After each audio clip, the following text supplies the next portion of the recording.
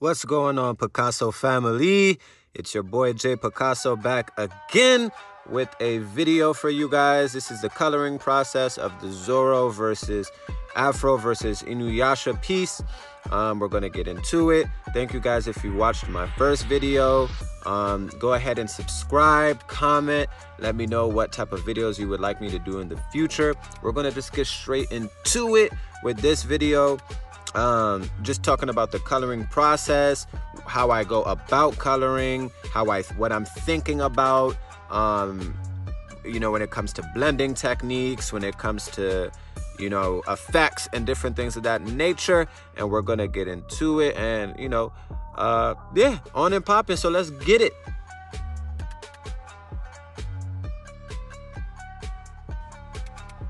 So I'm starting off here. I'm coloring Zoro's sword. I believe this one is the curse blade that he got from Ryuma, if I'm correct. Very much a Zoro fanboy. But anyway, I'm going in and I'm coloring that. So I'm using black. I'm using a black ink brush, a Copic ink brush. It has a very dark pigmentation. And I like that because the intensity of that black is really rich. So I'm using that. Then I'm kind of feathering that out with a lighter grayish Copic color that has a little purple in it. And I'll leave all of the actual colors that I used in the description. There's going to be a whole lot of them, but I'll do that for you guys. And I'm coming in and adding in the patterns on the tempered part of the blade. And for Zoro's blade, this particular one, they're like these pink spiked patterns that look really cool. So I'm going ahead and doing that and just filling in all of these colors flat for right now. And then I'm gonna come in later on as we get into the process. I'll show you guys how I go about with the effects. But just rule of thumb, you want to lay down your colors pretty much flat. Don't worry so much about in the beginning stages of trying to shade and do all of that variation with like when you're starting off. Just lay down your colors flat as a base, with the light color at first, because you can then add to it. Rule of thumb, just when you're coloring, is to go from light to dark. You don't want to start off too dark, because once you do that, you can't go back. But if you go too light, you can always add to it. So try to bear that in mind when you're going about coloring. And yeah, let's get to it.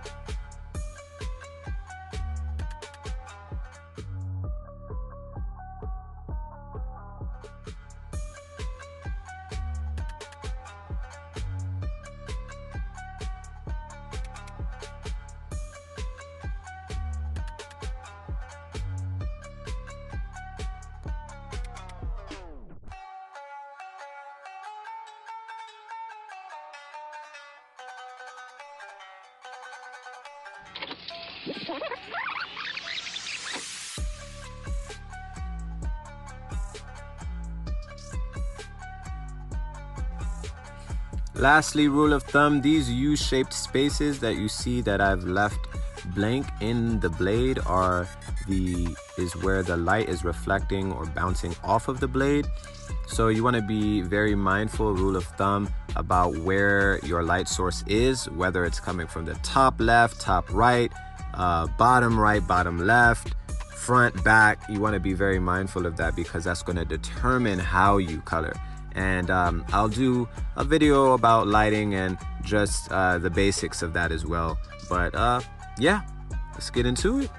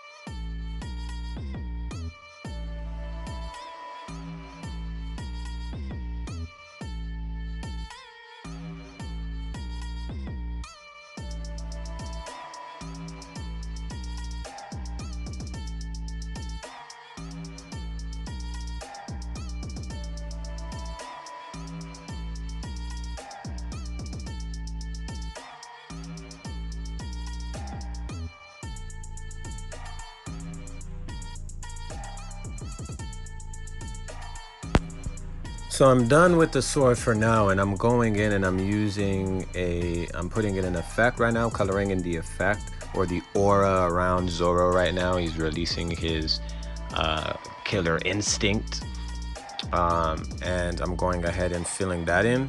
So it's just flames that are going around his sword, around his body, around his body, and you can do really any sort of flame pattern you want. I'm having them kind of go directionally to the right, the flames, and just all around his body. I'm trying to get an idea of just how far the flames will rise, how far they're going to go into, how far they're going to overlap onto Inuyasha and Afro Samurai. And yeah, we're just going ahead, and that's just going all the way around Zoro. Zoom in here to give you guys a better look. And this is pretty straightforward. So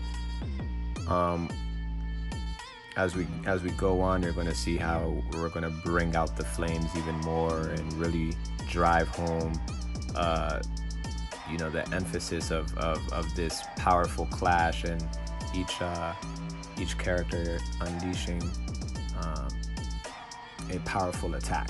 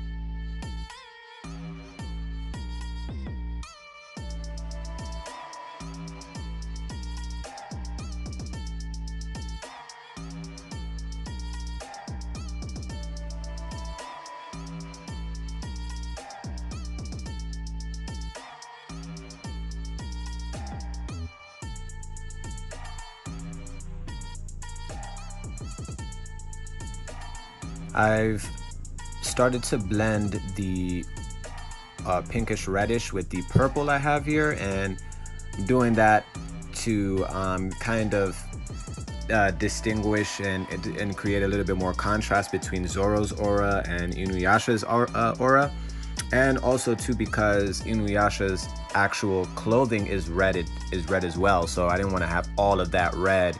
It would be difficult to translate, and for you as the viewer to distinguish between his garb and then the aura around him. So I just added in a little purple to spice up and make that contrast a little bit more evident.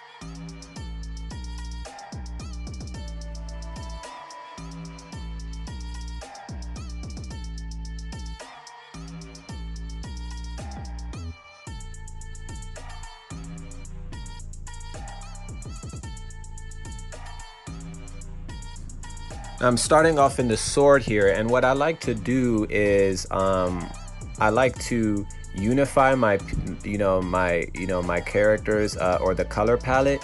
So I'm using the same colors, in various different areas, so that when you look at Inuyasha as a whole, he has a very consistent color palette throughout. So I'm using the same kind of purples and grays that I used in the aura. I used for this aura in the sword as well, just so that the color palette translates and it's consistent, and everything kind of blends.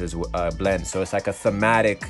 It gives it also a sort of thematic and look and a more dramatic sort of feel, and I think that'll translate when we see the finished product.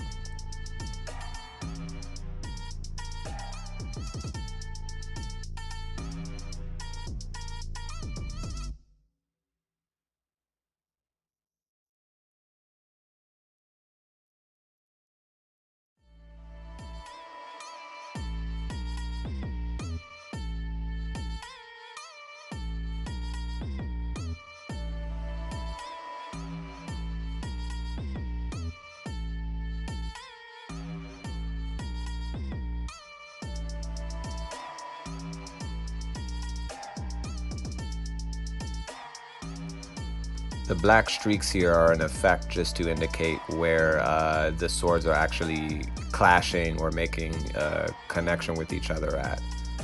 And it helps to just kind of break up the how busy the image is, because there's so much going on in this image. You got three swordsmen going at it with very ferocious slashes, and I want that to be evident. So I'm trying to break up that that action, and let you know where the impacts really are at, and that's what um, those black streaks are for. Starting in with Afro Samurai's aura as well. He's a character who doesn't really have superpowers, necessarily. He has techniques that have very destructive blows, but he doesn't have like, a demon in him like Inuyasha and Zoro allegedly. We don't know for a fact.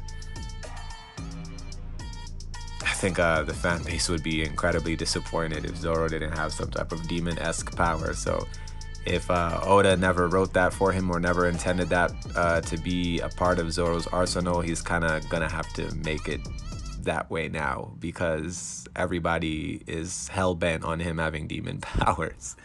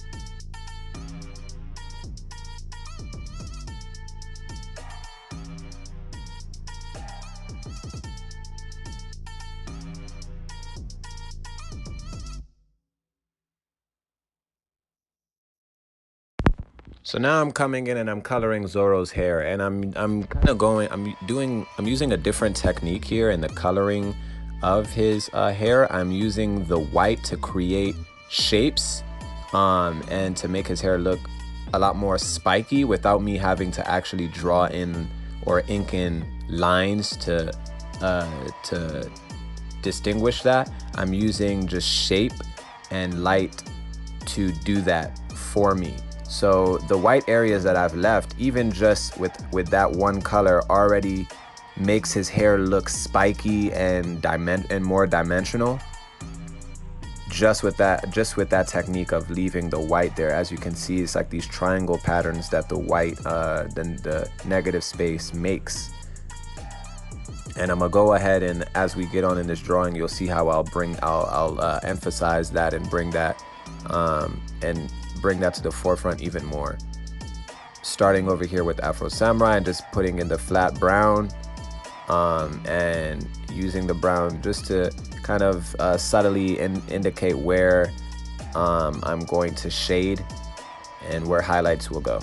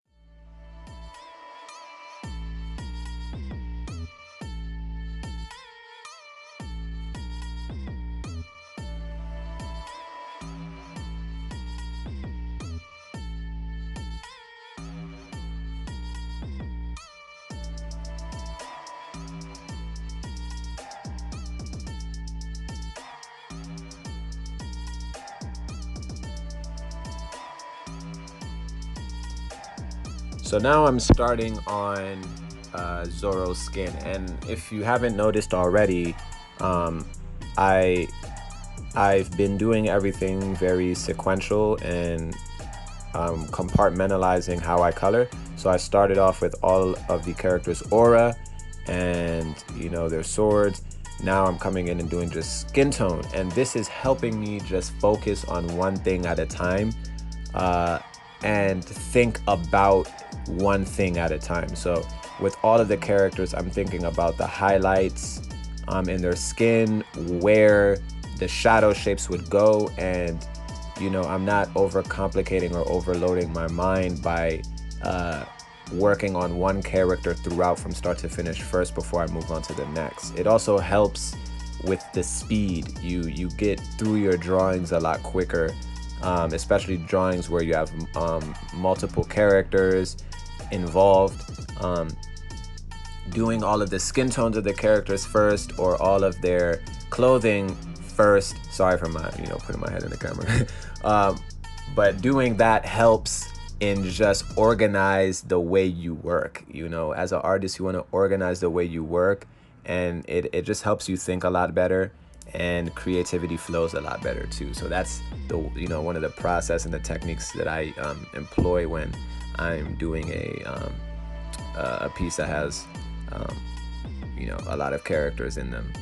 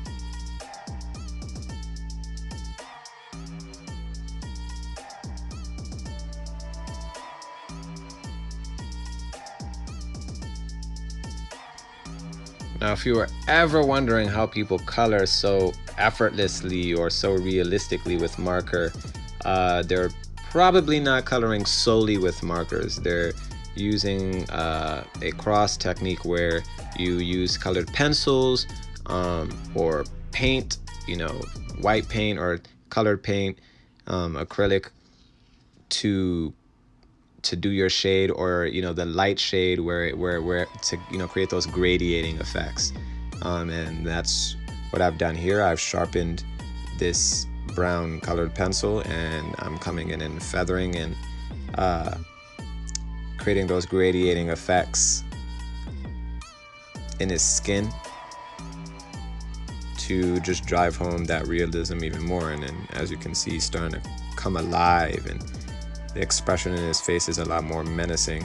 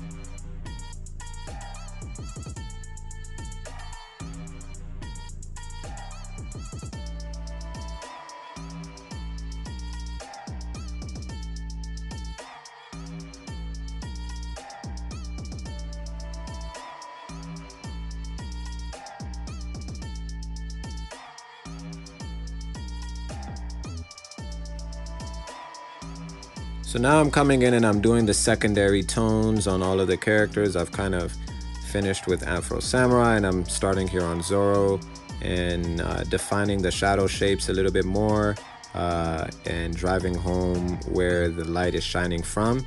So under the palm over there, I'm coming in and I'm doing the indentations for the ears, the shadow shapes on the ears. I'm just doing that with the colors. You can add lines, inked lines if you want, permanent ink lines, but like I said, again, it depends on how much realism you want in your drawing. So coming in there with a darker brown and gold to really highlight those points of tension in the muscles in his face, in the arm, over that overlaps the sword, and in his other hand, under the palm where the hilt, where the under the palm of the hilt, and then using this white chalk pencil to go over these shapes that I've created, so that the shadow shapes that I've created don't get lost, but at the same time I can still put highlights on top of that. And those are some techniques and tips on how you create these you know, effects, light effects and shadow effects, using the colored pencil as well to emphasize the shadow shapes as well that I've created, to bring them out and to make them look even more ferocious. And I'm kind of teasing and hinting at the whole demon eye power thing as well by having his eyes slightly cracked as well. I mean, he is fighting two of the greatest swordsmen in anime history.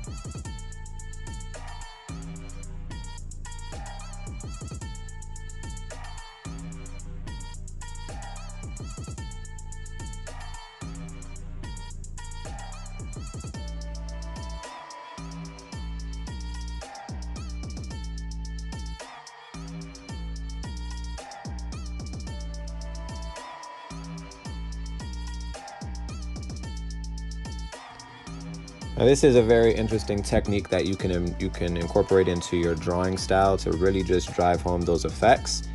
I took the same blue that I used for the aura around him and colored that in on the highlight areas, just, you know, to show, because that's usually how light works. You know, light reflects off of your skin as well. So now I'm taking a darker green and I'm coming in and adding these triangular shapes in onto the first layer, that flat color green, light green that I have. And as you can see, it's creating this very nice looking spiky look that Zoro already has in his hair. And this is a different technique that I'm using. I don't always color hair this way, but I decided to do that with his because his hair is very spiky, and also too, there's so much light coming from like so many different directions, multi-directional light. So I figured that this would be the best technique to use to really showcase where the light is coming from. So you have the light really coming from the top because of Afro Samurai Strike, but you also have it coming from both sides, left and right, because of Inuyasha Strike as well. So I have to showcase and highlight all of that in his hair.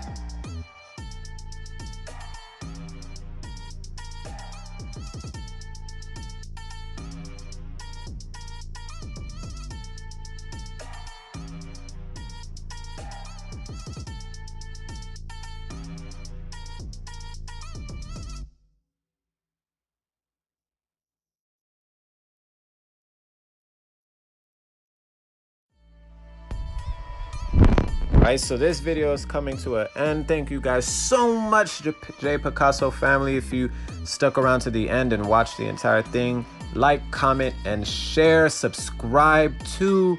You already know what to do because I know you got fingers that work and you can hit that subscribe button. So don't play. Got more great content coming on the way. And part 3 will be me coloring and filling in, shading their garps. So check out for that. And yeah, till next time, my people, stay blessed.